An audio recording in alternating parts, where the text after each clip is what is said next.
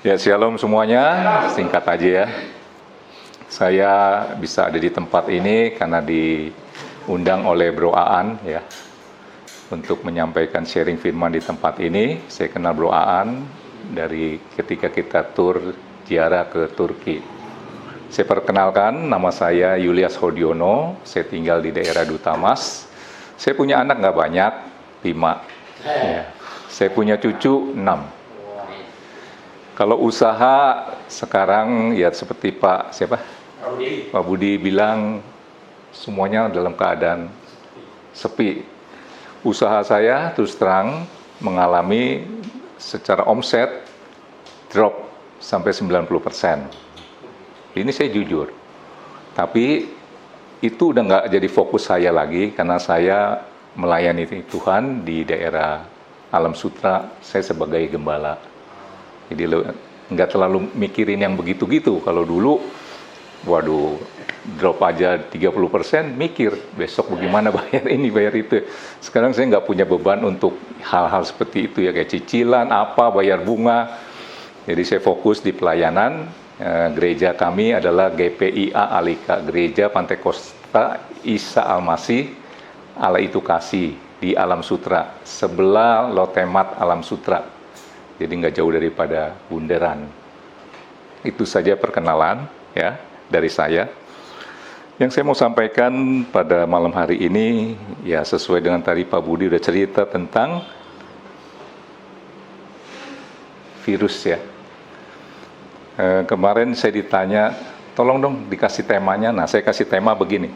Roh takut akan Tuhan versus itu lawan ya. Roh ketakutan. Dan kita punya grup nih, dari grup family, grup apa-apa, itu banyak sekali cerita tentang virus corona.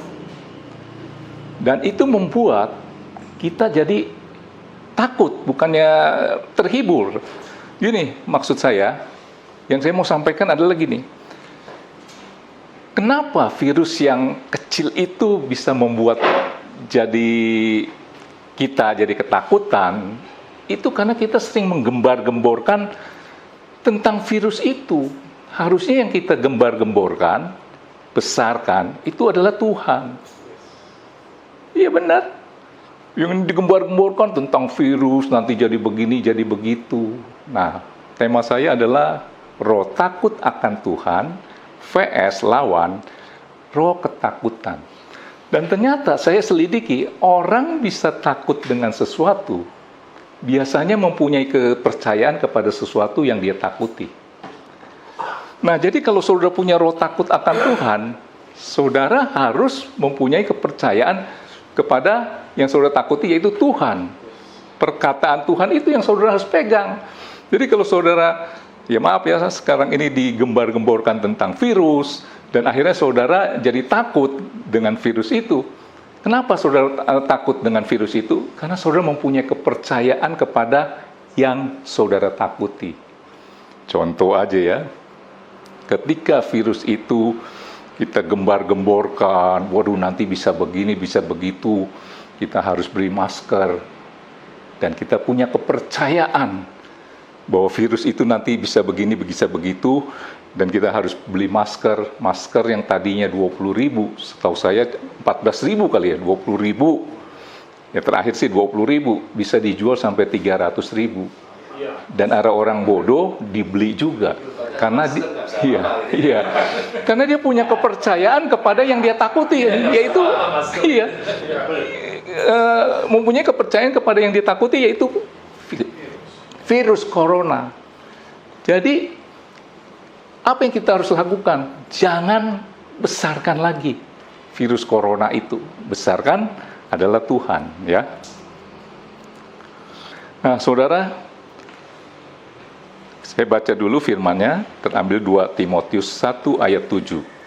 Jadi kalau saudara punya roh takut akan Tuhan, itu sebenarnya berkatnya dahsyat luar biasa. Jadi kalau saudara usaha, biasanya kalau supaya dagangannya rame, itu namanya minta rezekinya dilancarkan ya. Benar gak? Jadi kalau saudara minta tokonya rame, usahanya lancar, omset meningkat, saya mau katakan saudara itu minta buah. Sekarang kita cerdik sedikit yuk, kita minta benihnya. Omset meningkat, toko rame, itu buah. Jadi kalau kita punya benih, itu buah otomatis. Coba baca dulu Mazmur 111 ayat 5. Saya baca langsung ya. Ini sedikit agak keluar dari jalur yang saya mau sampaikan. Firman-Nya berkata begini, diberikannya rezeki kepada orang yang takut akan Dia, yaitu Tuhan. Dia ingat untuk selama-lamanya akan perjanjiannya. Jadi saudara, saya himbau saudara minta roh takut akan Tuhan. Saudara secara otomatis omset meningkat, toko rame, itu kan rezeki kan, rezekinya lancar. Itu akibat saudara mempunyai roh takut akan Tuhan. Nah, saya kembalikan lagi yang tadi. Jadi kalau saudara punya roh takut akan Tuhan, saudara harus mempunyai kepercayaan kepada yang saudara takuti, yaitu Tuhan. Jadi apa yang Tuhan ucapkan, saudara harus percaya. Bukan percaya kepada tentang virus, corona begini begitu ya. Nah, sekarang saya baca dulu 2 Timotius 1 ayat 7. 2 Timotius 1 ayat 7. Nah, ini saudara harus buka nih. Dapat dibaca, Pak. Hah? Dapat dibaca. Ketemu, Pak? Timotius 1 ayat 7. Iya. Sebab Allah memberikan kepada kita bukan roh ketakutan, melainkan roh yang membangkitkan kekuatan, kasih dan ketetipan. Sebab Allah memberikan kepada kita bukan roh ketakutan. Jadi saudara kalau punya roh ketakutan, bukan roh takut akan Tuhan, saudara bukan bagian daripada anak Tuhan. Benar ini. Saudara sebagai anak Tuhan pasti kan mempunyai kepercayaan kepada yang kita takuti. Ya tadi saya katakan kita takut sama Tuhan, kita harus percaya apa yang Tuhan katakan. Ketika Tuhan berkata sebab Allah memberikan kepada kita bukan roh ketakutan, melainkan roh yang membangkitkan kekuatan. Maaf saja ya, di medsos itu cerita ini cerita itu membuat saudara itu jadi lemah, bisa lemah iman. Tadi katanya biasa sini 20 orang, 10 orang itu kemana? Mungkin ada sebagian jadi lemah imannya, takut. Bener nggak? Mungkin kali ya. Anaknya bilang nggak boleh. Iya. Anaknya panggil lagi. Anaknya panggil lagi. Iya. Jadi berarti dia jeblosan orang lain, dia aman. Iya. Kacau. Dikatakan Allah memberikan kepada kita bukan roh ketakutan. Jadi kalau kita punya roh ketakutan oleh karena virus corona itu pasti bukan dari Tuhan. Melainkan roh yang membangkitkan kekuatan. Apalagi kasih, ketertiban. Akibat saudara punya roh ketakutan, ketika pengumuman dari Bapak Presiden, dikatakan sudah 2 orang terjangkit.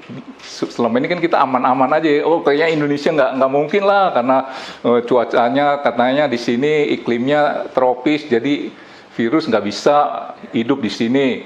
Ketika diumumkan sudah terjangkit 2 orang di Indonesia ya, terkena oleh virus corona, itu membuat kita apa? Takut dan percaya apa yang kita takuti. Borong. Nah, itu yang saya maksud. Borong semua.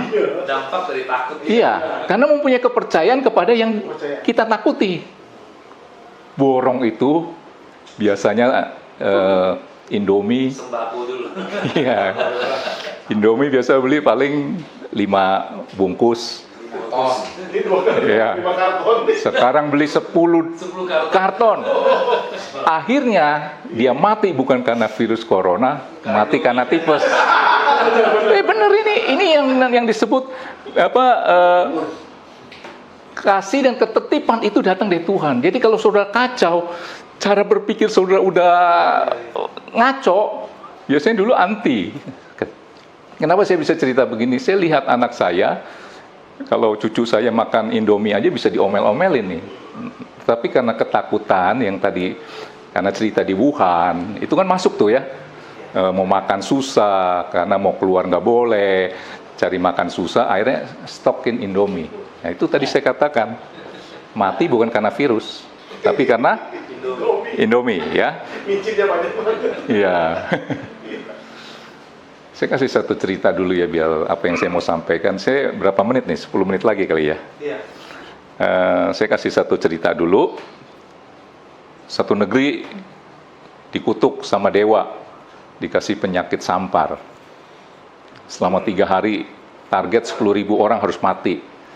Jadi dewanya kirimin malaikat El Maut.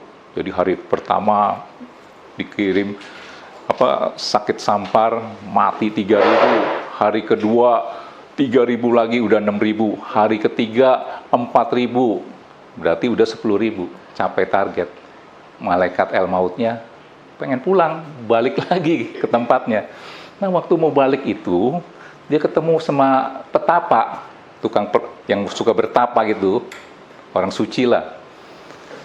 Ketemu, terjadi satu dialog, dan malaikat El Maut itu berkata, saya sudah menunaikan tugas saya, menyebarkan penyakit, udah 10.000, dan hari ini terakhir. Petapa itu mengucap syukur kalau itu adalah hari yang terakhir, berarti udah nggak ada korban. Tapi malaikat El Mautnya berkata begini, tapi saya mau kasih tahu ya, besok kira-kira menjelang malam itu akan mati 10.000 lagi. Loh, kan udah selesai. Iya, kata malaikat El Maut itu, 10.000 lagi nanti yang akan mati besok malam. Mereka mati bukan karena sakit sampar, tetapi mereka mati karena ketakutan. Saudara nangkep ini ya? Saudara rindu kan? Apa maksudnya mempunyai roh takut akan Tuhan? Ketika engkau mempunyai roh takut akan Tuhan, saudara punya benih. Buahnya apa? Tadi ya, saya cerita ya, diberikannya rezeki. Rezeki itu buah. Akibat saudara punya roh takut akan Tuhan. Kita baca dulu, kita mau cek, apakah saya punya roh takut akan Tuhan? Saya mau katakan begini ya, saudara kalau punya roh takut akan Tuhan, saudara pasti nggak akan mempunyai perasaan takut seperti yang tadi saya cerita, membuat saudara jadi akal sehatnya udah nggak jalan lagi. Ya, ya, paranoid kali ya Pak ya. Ya oke. Kita baca ya. Saya mau lihat ciri-cirinya kan? Kita mau lihat kan? Mazmur 112.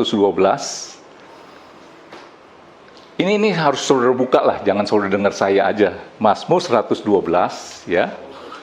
Saya baca ayat 1 sampai 3 itu berkatnya. Betapa saudara diberkati. Untung besar kalau saudara punya roh takut akan Tuhan. Benar ini. Mazmur 112 ayat 1 sampai 3 dulu ya. Haleluya. Berbahagialah orang yang takut akan Tuhan, yang sangat suka segala perintahnya. Ketika kita takut dengan sesuatu ya, berarti kita pasti kita punya kepercayaan kepada sesuatu yang kita takuti. Jadi kalau kita takut sama Tuhan, berarti kita mempunyai kepercayaan kepada Tuhan yang kita takuti, sehingga akan sangat suka segala perintahnya. Apa yang diperintahkan, apa yang dikatakan di dalam firman, saudara akan selalu berkata iya dan amin, karena saudara mempunyai kepercayaan. Bukan kepada yang virus tadi ya. Ayat 2, berkat nih, anak cucunya akan perkasa di bumi. Apalagi angkatan orang benar akan diberkati. Ayat 3, katakan yuk sama-sama. Ini yang saudara carikan siang malam, banting tulang. Ayat 3, 1, 2, 3.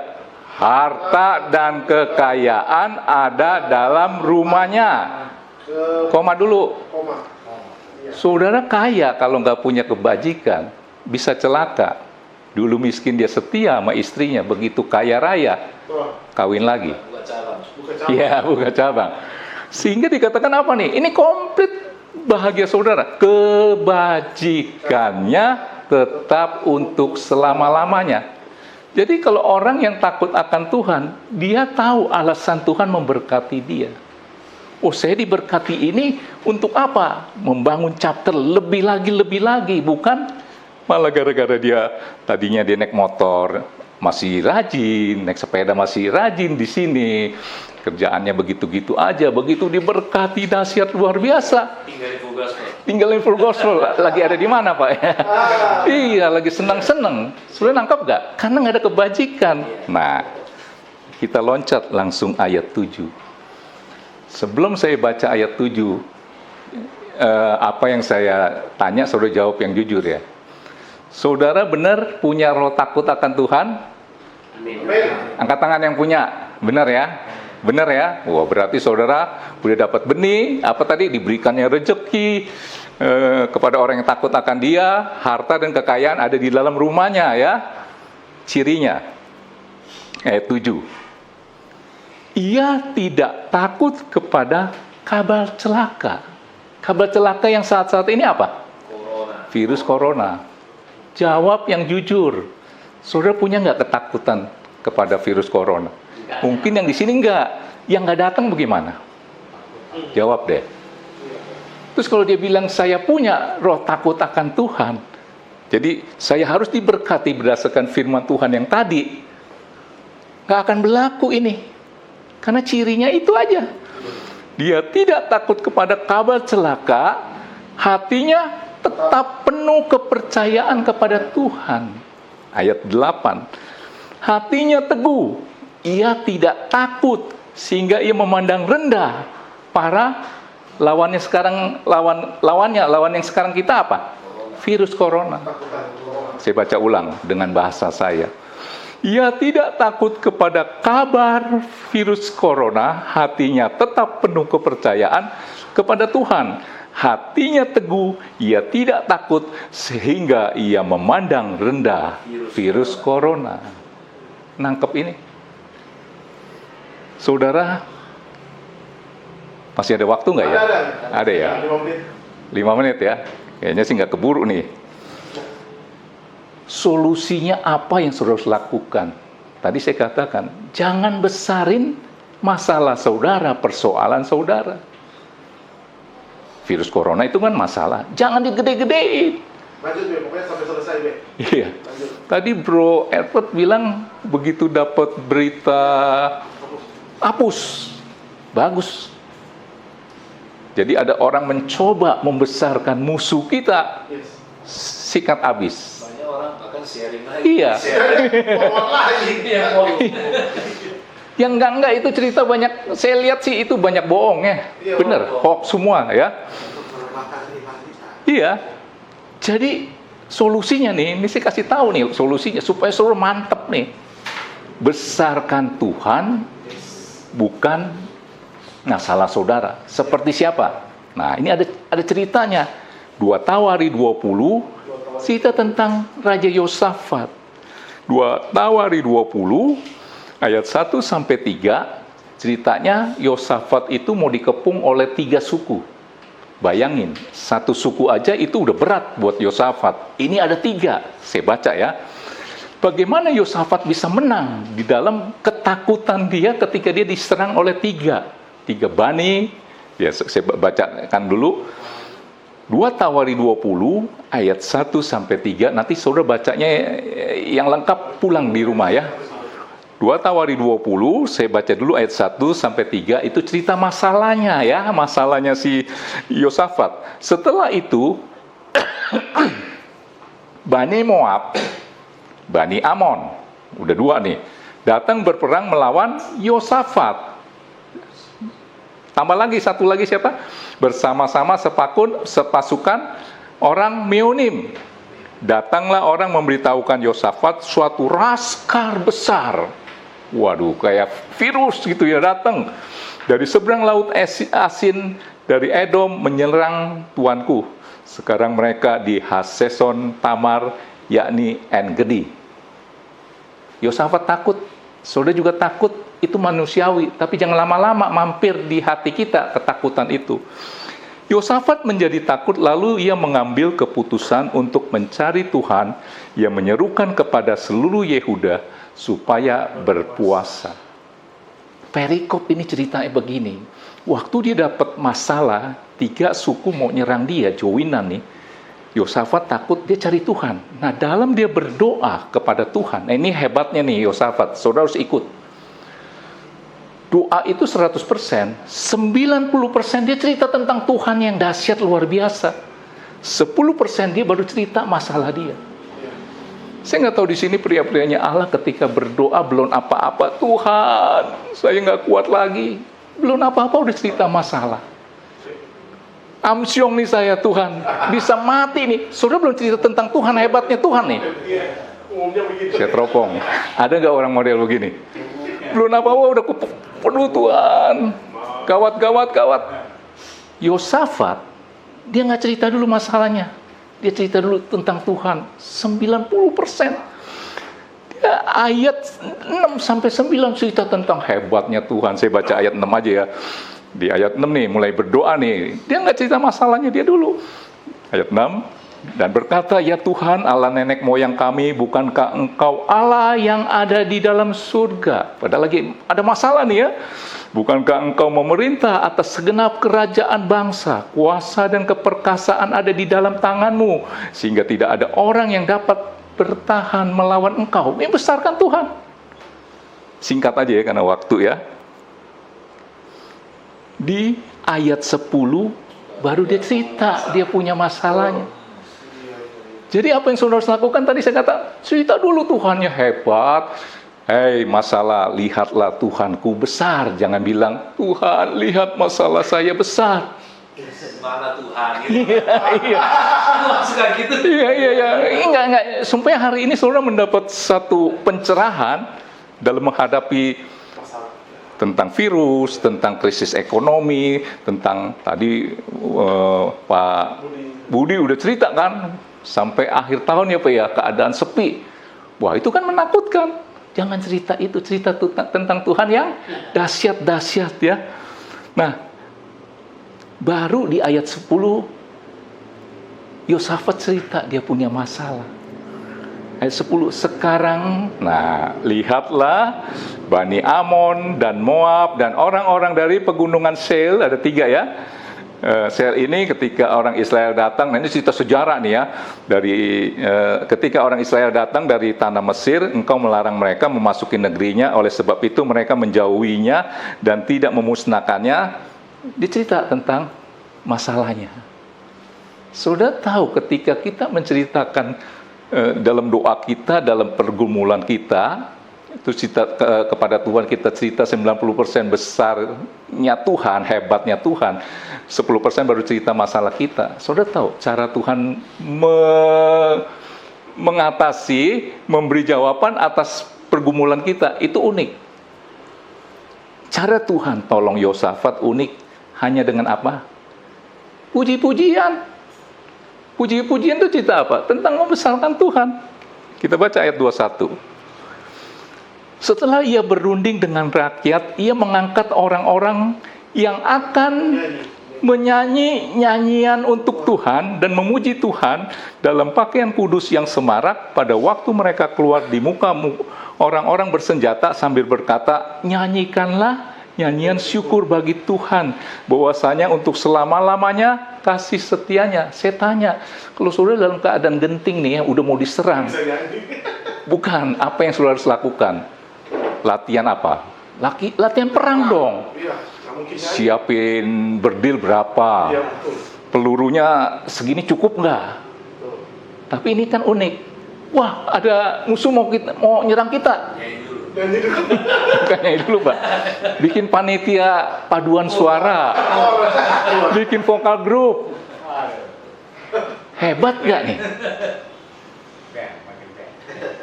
Latihan dulu dong, keyboardnya bagaimana. Lagu ini mainnya di C apa di D? Sedang musuh dong. Iya, ya. Saudara tahu kapan Tuhan action? Ayat 22. Ketika puji-pujian dinaikkan, ayat 22 ya. ketika mereka mulai bersorak-sorai dan menyanyikan nyanyian pujian, dibuat Tuhanlah penghadangan terhadap Bani Amon dan Moab dan orang-orang dari pegunungan Seir. 3 orang itu yang hendak menyerang Yehuda sehingga mereka terpukul kalah. Caranya, lihat 2-3-nya ya. Lalu Bani Amon, 2-3-nya, lalu Bani Amon dan Moab berdiri menentang 2 lawan 1. Lawan siapa? Menentang penduduk pegunungan Seir, hendak menumpas dan memunahkan mereka. Segera sesudah mereka membinasakan penduduk Seir, terus apa lagi? Mereka saling bunuh-bunuh. Moab sama Bani Amon bunuh-bunuhan. Lucu kan? Dahsyat, aneh. Yosafat sama pasukannya ngapain? Nyanyi. Tugas saudara apa? Nyanyi. Ngapain? Nyanyi, ya. Pom. Ingat aja lo ya. Ada 3 tanya. Lanjut ya, 24. Ketika orang Yehuda, ya, udah nyanyi-nyanyi ya, tiba di tempat peninjauan di padang gurun, mereka menengok ke tempat laskar itu, tampaklah semua telah menjadi bangkai berhantaran, berkelimpangan di tanah, tidak ada yang luput. Jadi kalau tadinya najemin goloknya kepake nggak? Nggak kepake. So nangkep ini. Berapa banyak berkat yang Yosafat dapat? Ayat 25. Lalu Yosafat dan orang-orangnya turun untuk menjara barang-barang mereka. Mereka menemukan banyak ternak, harta, milik, pakaian, dan barang-barang berharga yang mereka rampas itu. Yuk katakan sama-sama. Yang mereka rampas itu lebih banyak yang sebentar, kurang kompak. Lebih banyak daripada yang dapat dibawa. Berapa hari? 3 hari lamanya mereka menjara barang-barang itu karena begitu banyaknya. Solusinya apa? Besarkan Tuhan, jangan besarkan virus corona. Dengan cara apa?